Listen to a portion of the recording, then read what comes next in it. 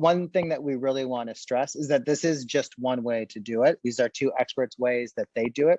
So if you look at it slightly differently, or you have a different opinion, it's likely very reasonable. It's not, we're not trying to say that it's wrong. This is just, two people's opinions on how to do it. And also too, it also is dependent on your industry, on the time of year, on the product you're selling. There's just a lot of variables that go into it. So don't think this is a one size fits all thing. This is really more of a 20,000 foot view of like how to get started, and hopefully get you thinking in a way that either you weren't thinking already, or that leads you to ask interesting questions, dig deeper, and better understand the data that you're looking at. So we can go ahead and jump to the next screen here. So really, we're going to be covering 5 things. First, we want to go over how to measure cost per new customer. We want to track email signups and email signup rate. We're going to analyze customer LTV. We're going to then hand it over to Ryan, who's going to talk about calculating conversion lag. And then something that we also think is very important, which is organized naming conventions. And then at the end of it, we'll have some time for some live Q&A. So as you have questions, please put them in the chat. I'll be watching them. Ryan will be watching them. Dave will be watching them. And we'll try to answer as many of those as you can. And if we run out of time, what we'll do is have, there'll be an email address that you can send your follow-up questions to, or any thoughts or any opinions or any feedback. And we'll look through all those, and hopefully we'll be in touch and have answers to the questions that you might have about Northbeam. With that, I'm going to kick it over to Dave, who's going to start talking about measuring cost per new customer. Hello, everybody. So we're going to walk through a few different things in these next few slides. A few of them might be super simple to you and you're like, well, duh. Others might be a little more challenging that you may not know of, but we're just trying to give you sort of a well-rounded view of how me as a media buyer, because I am myself still run media for clients in addition to working with Northbeam. So this is how I'm utilizing this platform on a daily basis, on a monthly basis. And it's helped me immensely as we go. So just wanted to kind of give that as sort of a caveat as we get started. So the first thing that I really wanted to kind of discuss in our platform is how to measure your cost per new customer. Where is it, and how to look at it as a whole. I'm assuming most of you are in the direct consumer space, and you may or may not know what your target net new customer is. And so this is sort of just a quick way to look at it. This is your North Star. We look at this holistically as this is a way to, measure your blended number of like, all right, how am I doing? Is it profitable? Is it not profitable on a 1 day, 3 day, 7 day, and whatnot? And so we're going to do a couple of things. We're going to dig into the platform and then come back to the slides. So for a second, we'll dig over here. And this is just an account that is been running for a while. And so when you come into the channel, this is an overview page, right? We're under the overview. And you're going to find this under your drop-down menu, under your cost per new customer, under your cash snapshot. And you're also going to find it under your accrual snapshot as a true cost per new customer. And how I like to look at this as a whole, this metric, is I look at it on a 7-day, a 30-day, a 60-day, and a 90-day window for me personally. And I am looking at it as a trend line and to see, where we are in the system, macro, and all of that, knowing that summer months is probably our net new customers going to go up. And as we get closer to the holidays, that number is going to go down. When you look across the metric here, you'll see the 1 day, the 3 day, the 7 day. That's sort of the conversion lag that you will see. And Ryan will kind of discuss that in a little bit deeper as we go. And again, this is a blended number for the entire account. We encourage you to look at this also on a channel specific, and going into your channel specific, we can actually dig into on the sales page and start to map out what your first time versus returning customer cost is. And oftentimes discovery channels like YouTube, TikTok, sort of these like interruption channels, they're going to have a lot higher cost per new customer in the system than say things like Google brand or Facebook, for example. So just kind of keep that in mind. But we recommend utilizing this as your North Star and just monitoring this as much as anything else in your system, because this is ultimately going to be where you're going to find the greatest lift. So anyway, diving back in. So my slideshow again. We're going to go to track email signups and email signup rate. We encourage you to really utilize this feature, especially if you're using Klaviyo. It's a pretty simple setup, but helps understand and track just how you look at each platform as well as campaign. For a lot of you, you're running, Facebook ads, maybe Google ads, TikTok ads, and you're looking at things and saying like, okay, well, performance is down on a conversion basis, but you know what? If you look at in the email signups, you're going to see, oh, we're trending up, or we're trending along our baseline. That allows you to potentially leave those ads running, allowing for a lower conversion because you've tested it. The conversion rate on your email is higher. So it allows you to basically run a little bit more downstream because you can kind of utilize the email signups and email signup rate. To find that in your account, you will go under the sales page and you will actually scroll down. And in the way that it will probably be set up for you in your account is it's going to be to the far right. I recommend utilizing our change column order and moving around what you think is best for your specific account for making sure your KPIs are in order. I have this set up currently. I don't know if you want to screenshot this, but this is how I look at everything. I have our spend, our attributed rev. I'm looking at click-through rate, effective cost per click, effective conversion rate, our 1-day CAC, our ROAS, our LTV ROAS, and then looking at our LTV attributed rev and our email signup rate. So for this, we're going to talk about email signup rate. So you can see here, this account is converting at a 4.110%. And one thing I'll call out is you want to make sure that this number and your actual emails, your email signups are tracking with your system. And if they're not tracking with your system, I encourage you to reach out to the CS team to kind of figure out why. Right now, it can be a little tricky for some clients. And so I want to make sure that call out. So before you utilize this feature, make sure that it's lining up accordingly, or at least within the similar ballpark, because it's going to be, it might be a little off depending. But if it's in the ballpark, we're hitting the right track. What's nice about this feature is we can utilize this on the campaign level, the ad set level, and the ad level. And in this, I encourage you to look in what we're going to see. Oftentimes, and this is across multiple clients, we've seen YouTube is actually the top performer on email sign-up rate, which makes sense, right? It's discovery. People don't want to buy right now. Maybe they'll enter their email for a pop-up and come back at a later time. That's a lot of brands to actually double down on things like YouTube because they can see the downstream effect of it from a conversion rate on your email signups. And so that's something that we have one client that actually runs YouTube at a pretty high spend, and it has a baseline email signup rate. And then they run a email drop every weekend. And what actually happens is their email from YouTube, which is mapped out into a conversion or into a cohort, is actually converting at almost a 1.2, 1.5 when you blend it in with the email. And so that allows them to get a lower cost on a CPM basis through YouTube and kind of work off that way. So just a little nitty gritty way that we recommend utilizing that.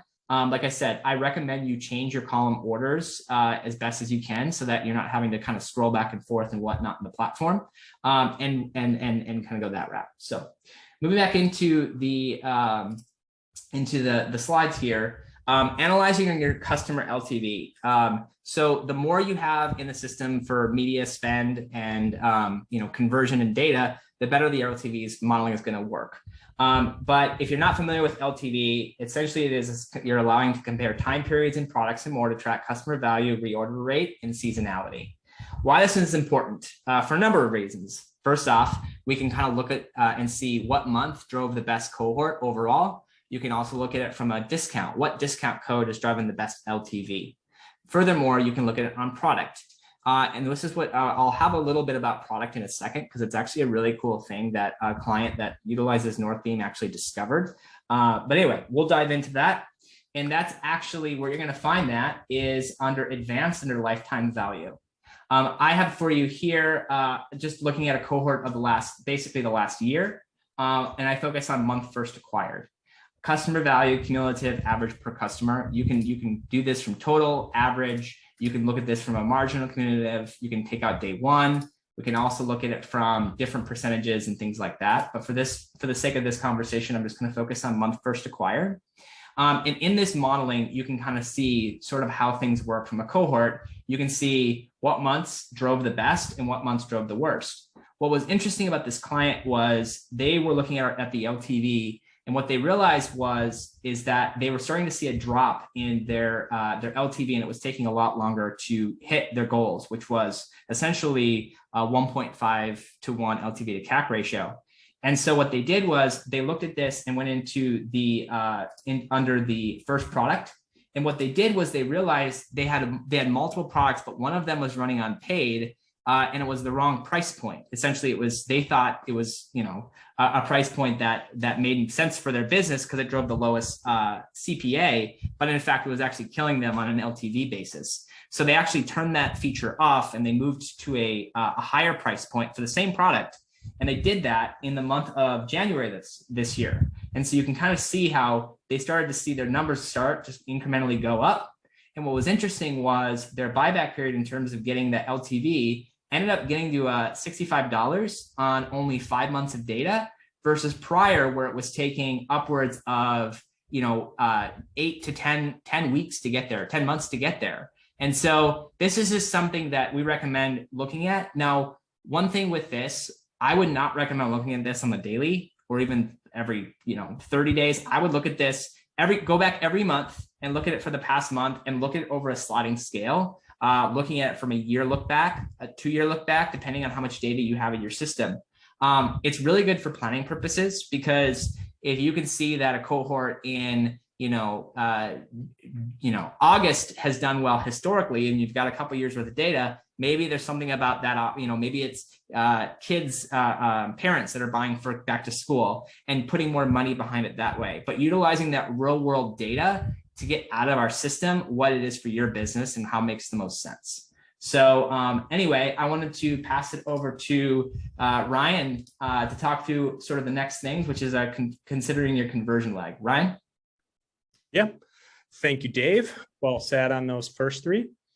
Okay, so number 4 here, considering your conversion lag. And when we say conversion lag, this is kind of the term me and Dave use, and we toss around at Northbeam, but it's kind of this phenomenon that where fundamentally we know that if we spend marketing dollars today, they will earn us some money today, but they'll also earn us some money tomorrow, the day after that, so on and so forth. How much money is earned between day one and kind of infinite varies business to business. And in the screenshot we have here, where we can kind of locate this is overview tab, take a peek at the colored charts inside the attributed rev or the ROAS or your new CAC. All those spots will have these colored charts in here. And what this is showing here, we're hovering over a week, May 5th to May 11th for this brand. And the colored chart in the blue is showing us that, okay, on the same day we spent the dollars, this brand earned 180K. Over 30 days, earned 254K. Over 90 days, earned 268K. So fundamentally, even though we spent the dollars the week of May 5th, they continued to climb in terms of revenue, accruing back to the business. And what this does is a very, very strong visual, but there's this, as a media buyer, this problem of how do I make decisions today based off of future performance? And so, Dave, if you want to toggle over to that next slide for me. This is what we want to kind of get to when we're talking about considering your conversion lag. What each business is different, and where we want to get to is how different. And so this spreadsheet here, I will make the caveat that some of these polls there you can export from the sales tab and run a pivot table and get these. If you go from the overview tab, a little bit of manual copy and pasting in there, but it is something our engineering and product team very much have the roadmap for this item and eventually kind of put right into your guys' account because it is so important. And so this data we see here, what it's showing us is kind of the incremental increase in revenue earned over time. So on day one, the same day this brand spent the dollars, you see over in B2 over there, on average, they earned 151K that first day. By day 30, that average increased up to 185K. This brand, they saw kind of a steady slope where between day 1 and day 3, 5% increase, between 3 and day 7, a 4.8, nothing too drastic. And this is one of the points where every brand will be different. And so these guys, they have a target CPA of $58. And so based off this data, ballpark high level, we know that on average, between day 1 and day 30 from this data set, increases by 23%. So their original CPA target was a $58 number. To make that actionable on a 1-day CPA target, short, simple, sweet, they should use a conversion lag multiplier of 1.23, giving them a new target of $71.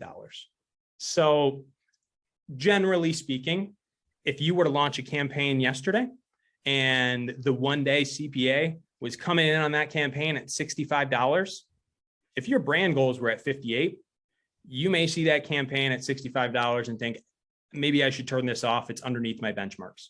Where in reality, you're underneath that $71 mark. We actually expect it to close underneath your benchmarks. So we want to get to a spot where we're factoring in our conversion lag, referencing the overview page, exporting from the sales tab, get to a multiplier so we can back into a 1-day CPA. More to come on this front from the team. And then Dave, if you don't mind toggling over to that next slide for us. This next one here, organizing our naming conventions, is another feature where our power users, the folks who are in Northbeam most and getting the most value out of the platform, have set up and are using pretty routinely. And so nothing too fancy here. But I do want to, Dave, if you can open up the dashboard, I do want to show where it's at. And so, yeah, perfect. You already got it up for me. You're the man.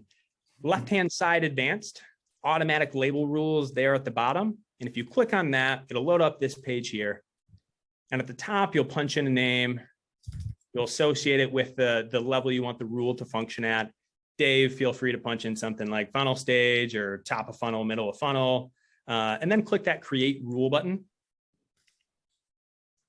And then if you click over into the UTM source there, it'll show you all these different parameters that we can kind of build off of. By default, our system is naturally categorizing items into a couple different labels for you. You'll see the category, you'll see targeting, and you'll see platform.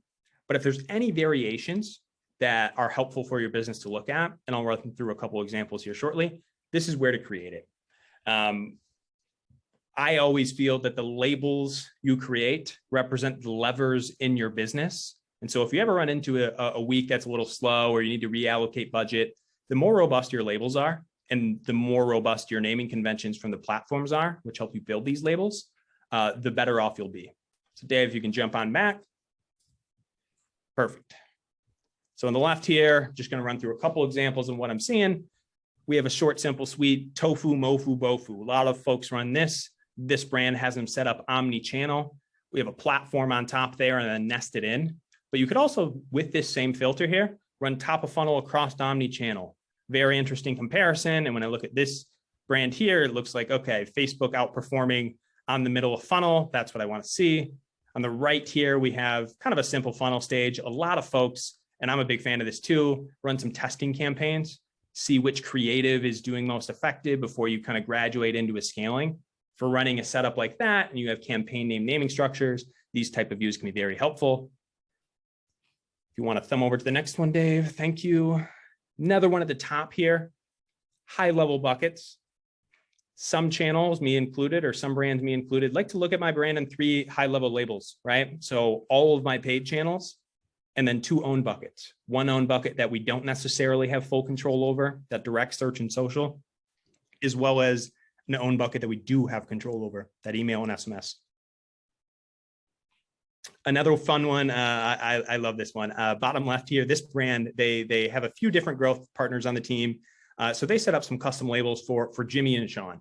Jimmy manages the acquisition dollars. Sean manages the retention dollars. CMO can jump in, get a nice high level view of how performance is looking across stakeholders. Bottom right, we have a product one. And when I look at this, I get some immediate kind of learnings, right? So catalog, earbuds, headphones. I see that catalog and headphones, roughly kind of similar budget allocation. But on headphones, it's roughly 30% more effective. All things being equal, inventory and such, I would very much consider reallocating some budget into headphones, especially if I had new creative. I'd be diving in and go, okay, headphones is more effective. How can I get more dollars there? Next slide. I think we got one more. Yeah, another strong one I love, offer structure.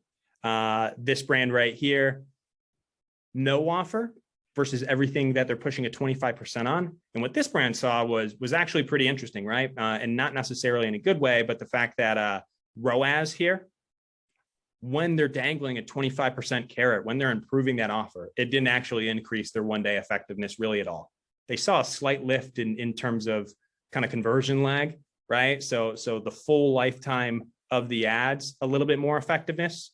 But when I don't see too big of an increase on the ROAS, when I'm dangling 25% and eating into my margin, it is definitely a data point that I want to know. And last but not least here, just a classic static versus video. Very interesting. Most brands that I've kind of experienced working with, video is more of a lift internally. The resources on that can be a bit heavier. And so if you're spending a few $1,000s to get a few resources together for video, and you're comparing their performance directly, a nice easy view of your pivot table, and you see that statics are actually twice as effective and then some versus my video, that's an indicator that, hey, maybe we should be reallocating our budget internally to put more on statics and less on videos. So the punchline with these naming conventions, and yes, feel free to reach out to me and my team. I'm happy to help enable on these. The more robust you are with your ad names, ad set names, campaign names across omni-channel, the easier reports you can pull and your team can pull. Quick update to the pivot table underneath, and you get a lot of helpful insights. And with that, I will pass it back to Matt so we can kick off some Q&A. Yes, so I've got one question right now, and Dave and Ryan, what I'll ask is there's a little Q&A section at the bottom. If you just look at the bottom of the Zoom, you can scroll through and have some of those. But I do have one question right now that is directly related to what you were just talking about, Ryan. If you're adding naming conventions, does it update historical data or does it just capture new data coming in? Yeah, lovely question. So if you, it'll update from the time you update the, if you update the naming convention on that ad and you have the label set, it'll also update the historicals for it. So you should be good to go on that front. And then any labels you do make in the future will also kind of pull in. Yeah, and I would add on that too. I mean, it's pulling in all of the data, you know, from your Facebook ads, from your, you know, TikTok ads, your Google ads. So making sure your naming conventions are really top notch. So whatever you want to test, you know, having that data within that is able to read that in the platform. And so things like, you know, your landing pages is another one that he didn't put in here, but it's really like worth doing. And what I do for clients is we'll run landing page tests and then run those as, you know, labeling. So it's really like kind of up to you on how you want to label your system, but recommending like making sure your channels and your campaigns, ad sets and ads have really robust naming conventions to be able to do all this stuff. Another question we have, how often do you recommend checking up on active Facebook ad campaigns?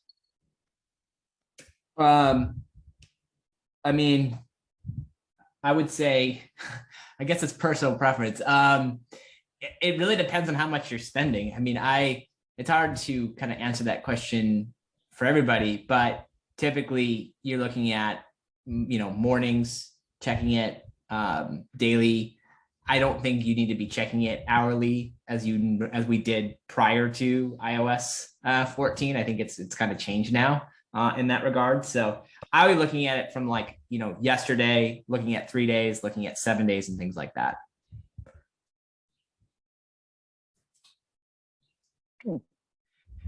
This one, David, is specifically, what's your decision making when optimizing Facebook ads? What columns are you looking at? On what time frame and what attribution window? So I am, where's that question in here? I'm trying to see. Oh, here we go. Okay. Yeah, so see that. I was just reading it. Yeah. So columns I'm looking at. So I look at our CTR, our effective cost per click. Here, I'll do this. This is the ones that I'm primarily looking at in platform, are these.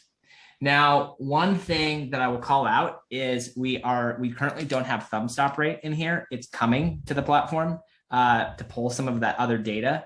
So don't worry about it. It is coming. But also pulling a thumb stop rate is also something that I do. I'll open that up within Facebook and utilize that. But that's also something. But these are the ones that I'm looking at. And then from an attribution window, I've always sort of measured everything off of a 1 day. I'm kind of, I guess, a little bit different. A lot of people use 7-1, which is the standard Facebook 7-1. But I'm always looking at 1 day as a conservative and allowing myself to optimize off that. And the reason why is this. I want to know the channel health for my businesses that I'm working with. And oftentimes focusing on a 1 day allows you to see things such as if a platform's kind of being updated. So case in point, in March, we saw Facebook performance take a deep dive and TikTok performance increase.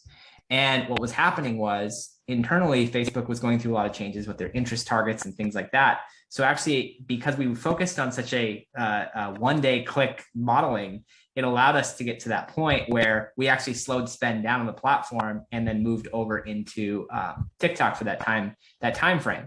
So that's why I focus on a 1 day click. But another thing that I'll call out is I'm not taking 7 day or clicks and views out of the equation. This is how I do media buying. For clicks and views modeling, whenever I am on the sort of fence about my 1 day click numbers, I'll actually move over to a clicks and views modeling.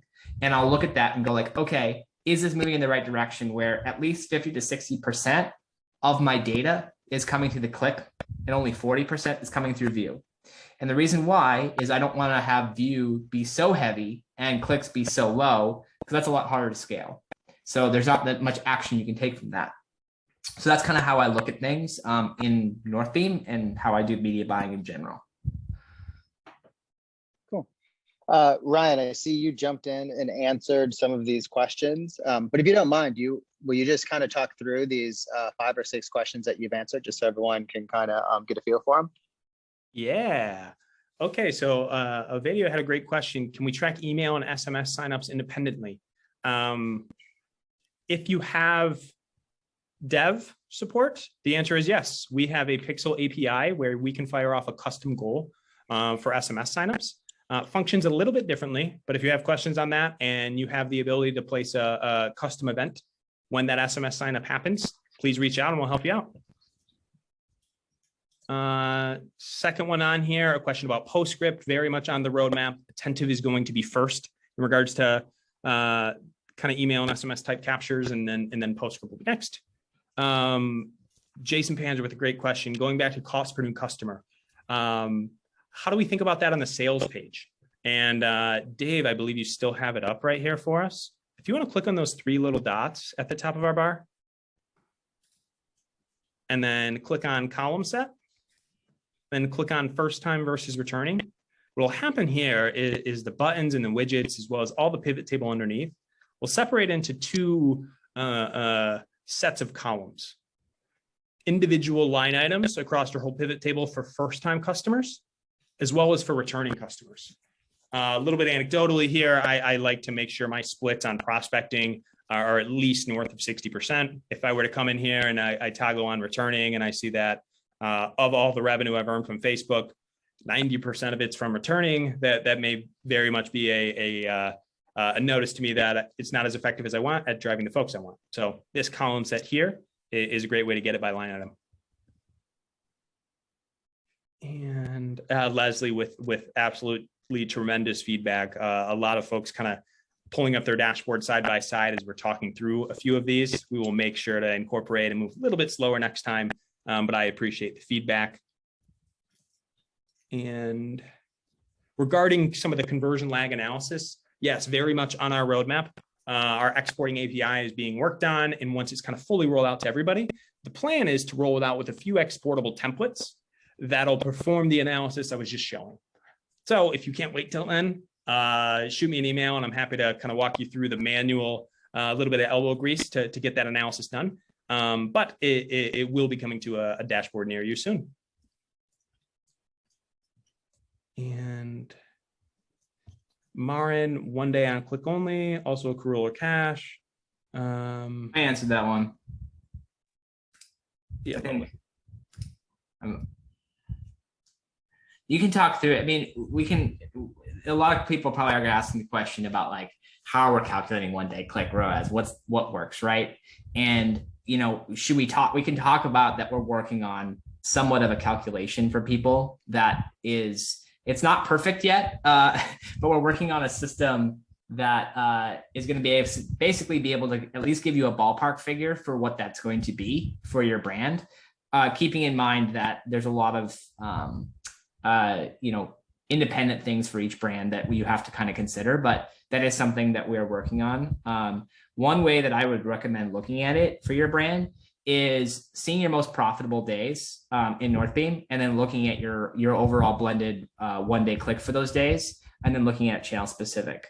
Oftentimes, you know, we can be at a 0.6 to a 0.8 on a 1-day click for a Facebook and a TikTok. YouTube probably more like a 0.4, 0.5, maybe a 0.6. I've seen as high as 1.5 to 2 on a 1-day click, but keeping in mind that 1-day click is a very conservative look at your business. And it's really designed just to give you sort of like your channel health and overall your performance, and then studying that over that conversion lag. So Ryan can, you know, we have that, that's why we discussed that conversion lag on this call, that those percentages, and we encourage you to kind of to dive into that yourself, and then ask any more questions if you have regarding the calculations.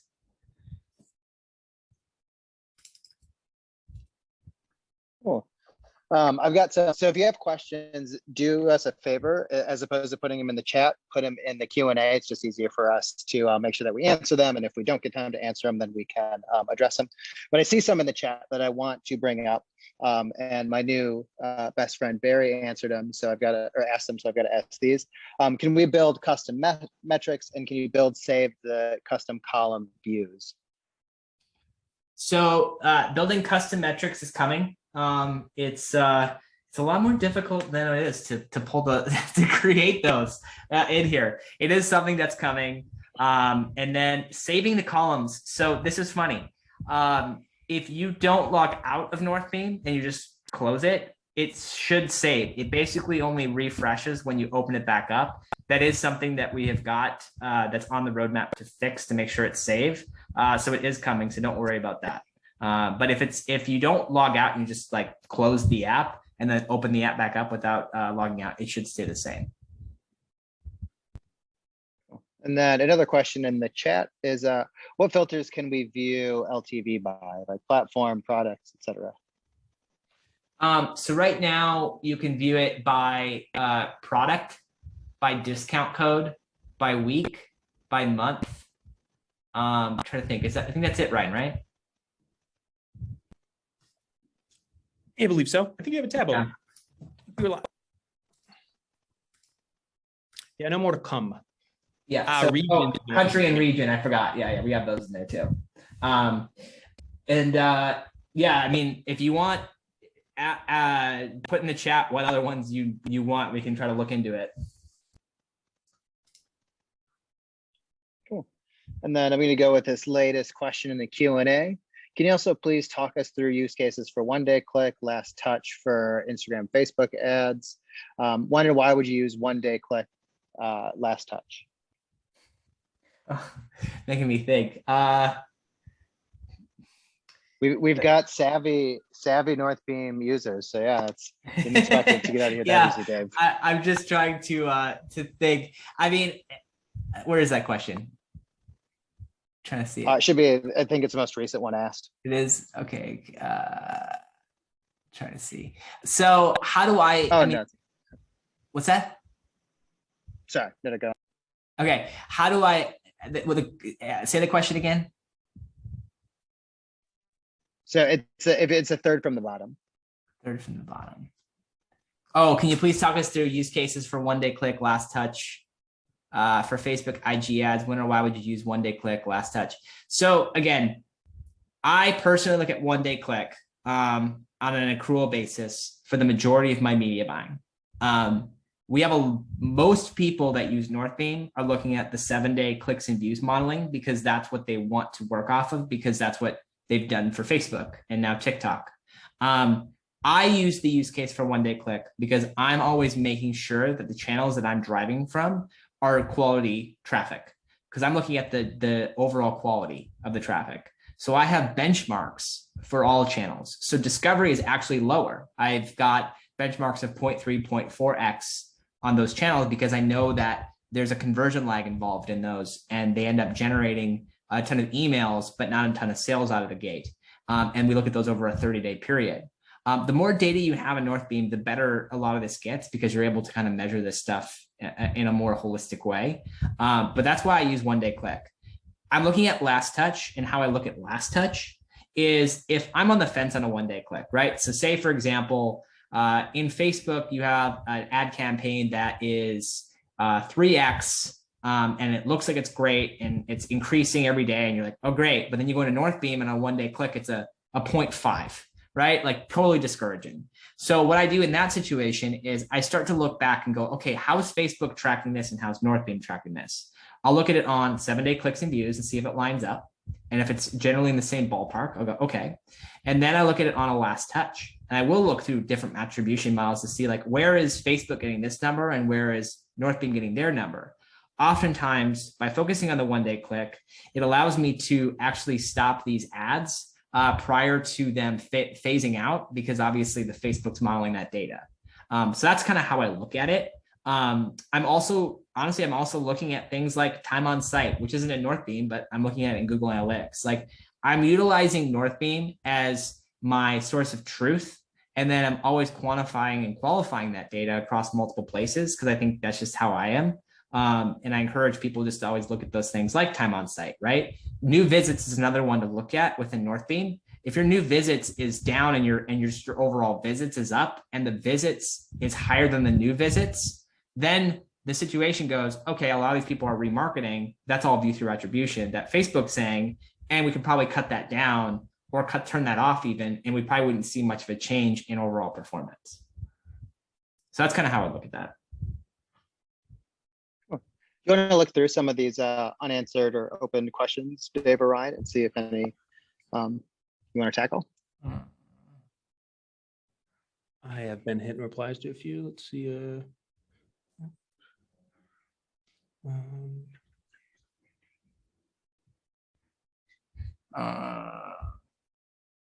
So Kylie Noland, can you share some more information on how the conversion lag is calculated? Ryan, did you answer that one? Yeah, so what we're doing there is we're taking the colored charts from the overview tab and kind of taking that incremental revenue. Another option, if Dave, if you want to go to the sales tab real quick for me. Yep. The chart here at the top, and this is something where our team is working on to make this a little bit more streamlined. But that little export to CSV button in the middle right screen here, that'll give you all of your data on the dailies for this date range. And then what you do is you just kind of rinse and repeat for each different attribution window. So that'll give you your revenues by incremental attribution window, run that through a pivot table, and it gets you there. Again, more to come on that front, and I am happy to kind of help through some of this analysis. Just shoot me an email, and I will walk through where it sits now and how to get there. Cool. Oh yeah, a lot in the chat too. Yeah. Any plans to connect to Supermetrics or a platform where we can export your data into our own reports? For example, we want to pull the data into Looker. Yes, we're having a custom export feature that is being worked on. It is being worked on. I don't have an exact timetable for it, but it's soon. I'll say that. Engineering team will not like it if I say a specific date, but it's soon. So that's that. Do you all have plans for us to be able to create custom metrics? Yes, that is coming. How do you work your one day? Okay, that's coming. How are email signups tracked? Read. Just make sure, Dave, that you're reading the questions full, so you know what's being answered. So the question was, how do you work out your one day ROAS target? I talked about that already. Do you have plans for us to be able to create custom metrics? Yes, that is coming. It's coming soon. How are email signups tracked? I don't remember having to install a Pixel for email signups, only for purchase events. Ryan, can you run through that one? Yeah, email signups are tracked by the connection into Klaviyo, or there's a few other pop-up providers. I know Just Uno, I think Opt-in Monk is one of them. But the core of the integration is through Klaviyo's and anybody kind of connecting through there. There is expectation around attentive being added to that pop-up list here shortly. And then anybody kind of remaining providers, if you can't find your email sign up metric to match up. The current, that Pixel API document, I think I shared in one of these QA, and I'll drop it in the chat here in just a second. If we have developer resources available to you, what we can do is fire off a custom script, and that'll get it in there. So the punchline here is Klaviyo by default and a few other odds and ends in terms of default connection. If you do not fall into that category, right now we're going to use the Pixel API, and then more integrations are being rolled out each month. And then I'll drop the Pixel API in here. So are you getting, let's see, are you getting view data from Facebook? No, we are not. We do not get, our data is based off of a number of things, but it's not, we're not utilizing Facebook's view, quote unquote, data from the API in our clicks and views modeling. Can Northbeam show us time frame from first click to purchase? Can Northbeam show us time frame from first click to purchase? Trying to think. Ryan, do you have an answer to that one? Yeah, there is not as it stands right now. We are slicing and dicing against attribution, not necessarily on time length per path across everything. We do give you the kind of amount of steps in all the different actions and campaigns that folks touched and across a certain window, and that's in the advanced section of common paths. But there's not a day duration against that. So do we know who asked that question? I'm going to add to the log, and every request. It was OU Smith. OU Smith. Thank you, OU.